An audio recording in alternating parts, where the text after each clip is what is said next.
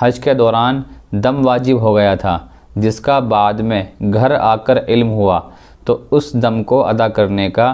کیا صورت ہوگی؟ جی ہاں، اگر کسی حج کرنے والے یا عمرہ کرنے والے پر کسی وجہ سے دم واجب ہو گیا تھا، دم واجب ہونے کی بہت ساری شکلیں ہیں۔ اگر کسی وجہ سے دم واجب ہو گیا تھا اور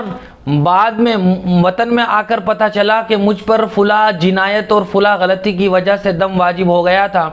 تو چونکہ دم کا حرم کے حدود میں ذبح کرنا یہ ضروری ہے۔ دم کہا جاتا ہے دمبے کو یا بکرے کو وہاں قربان کرنا، چونکہ اس کا حدود حرم میں قربان کرنا ضروری ہے۔ لہذا اگر کوئی آدمی اپنے وطن بھی آ گیا ہو تو اسے چاہیے کہ اگلے سال کسی حج کرنے والے کو دمبے کی رقم دے دے